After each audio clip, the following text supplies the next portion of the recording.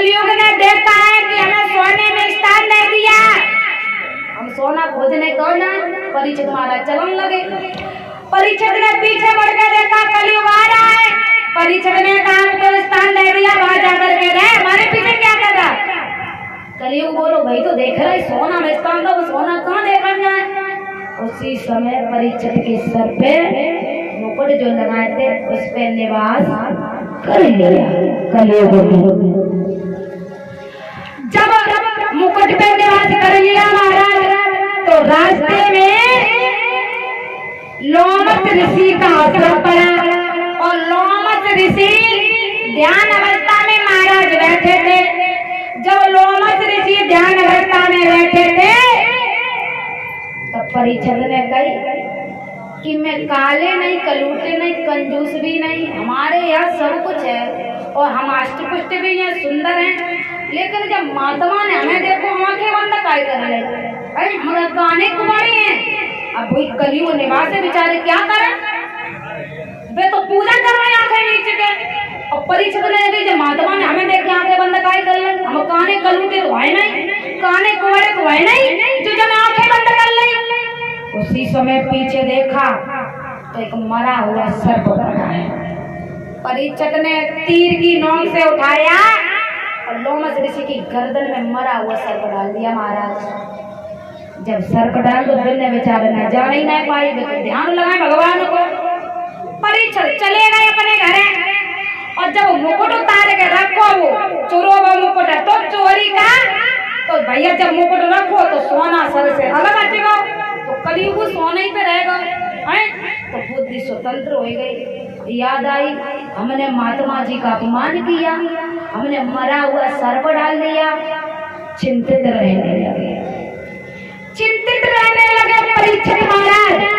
महाराज इधर आया, लोमस ऋषि का बेटा श्रृंगी ऋषि आया और जब देखो कि हमारे पिता की गर्दन में मरो वो सांप पड़ो, तो गैया चराने वाले ग्वालों से पूछा ये सर्प किसने डाला।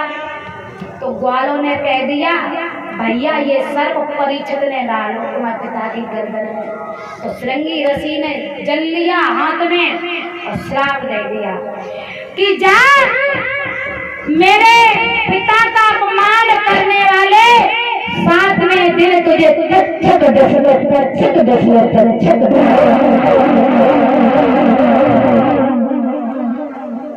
महाराज लग गया श्राप।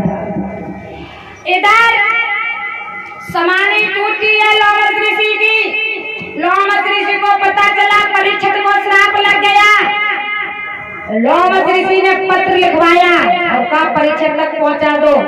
परीक्षित बहुत अच्छे राजा हैं लेकिन उनके सर पे कलयुग बैठा था, इसलिए गलती हो गई।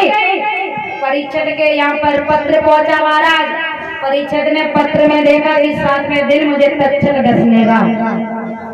परीक्षित बड़े खुश हुए, कहा ये 7 दिन तो बहुत दे दिए भगवान ने, हमारी मृत्यु उसी दिन हो जाती जिस दिन मैंने महात्मा का अपमान किया था। आज महाराज परीक्षित महाराज जन्मेजय को राज देकर के घर छोड़ के चलने लगे। 7 दिन में हमारा उद्धार कैसे होगा। महाराज घर छोड़ के चलन लगे। वही राज हुआ जिसके लिए घोर महाभारत हुआ था, लाखों आदमी मारे गए थे। वही महाभारत के पीछे लाखों आदमी मारे गए थे। आज वही राज है जो परीक्षित छोड़ के चलने लगे। महाराज आज परीक्षित जब छोड़ के चलने लगे हैं और एक गाना गुनगुनाते जा रहे क्या, और जिंदगी में हजारों का मेला लगा। परीक्षित मन में सोच रहे हैं क्या लेकर आए हैं, क्या लेकर जाएंगे ये धन दौलत। आज मैं किसी को पूरा राज देता फिर भी मेरी मृत्यु कोई बचा नहीं सकता, फिर ये दौलत किस काम की। और सोच रहे मन में, और जिंदगी में हजारों का मेला लगा। और हंस जब जब चला तब अकेला चला।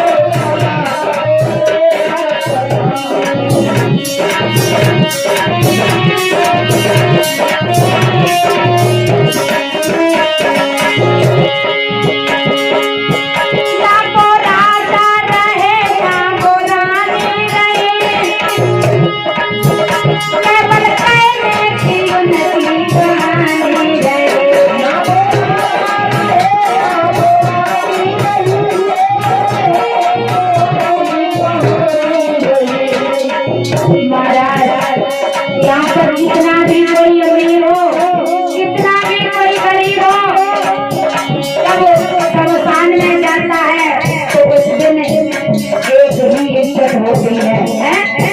शमशान में जाता ऐसा तो है नहीं कि जब शमशान में अमीर जाता है तो भैया उसे किसी और से जलाया जाए और गरीब को किसी और से जलाया जाए, ऐसा तो है नहीं। शमशान क्यों कहते हैं? शमशान इसलिए कहते हैं कि अमीर गरीब सब एक समान, इसलिए शमशान कहते हैं। और महाराज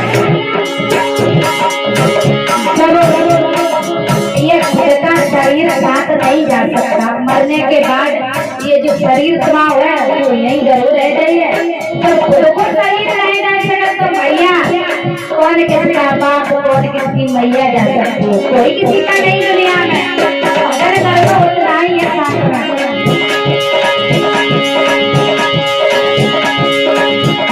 ना वो राजा रहे ना वो रानी रही, केवल कहने की उन्नति हो। और जब हर घर पे उनका बसेरा हुआ, जब हर घर पे उनका बसेरा हुआ, हंसी जब जोड़ा बसेरा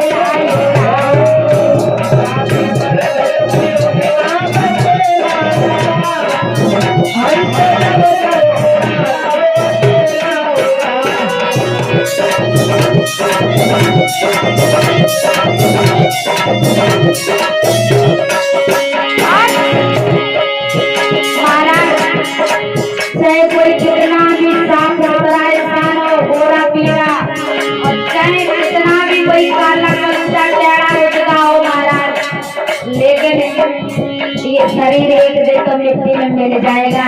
भगवान ये नहीं कहते कि तू गोरा पीला तो तुझे नहीं जलने दे, उसका भी शरीर मिट्टी में मिलाएंगे, और काला कलुटा हो उसका भी बताया।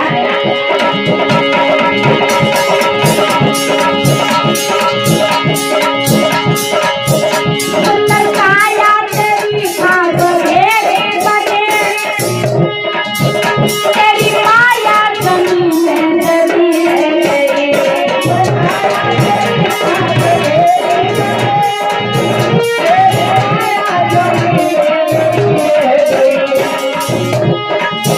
सुंदर काया तेरी खाक मेरी बने, तेरी माया जमीन में दबी सात रुपया ना पैसा ना कहना चला। अगर किसी की मौत आ जाए महाराज और वो इंसान मौत से कह रहे हैं तो हमारी पूरी हंसी ले लो, लेकिन हमें आज मारो मत, मौत रह गई तो तेरी हंसी तुझे मुबारक हो और तुझे लेकर जाएंगे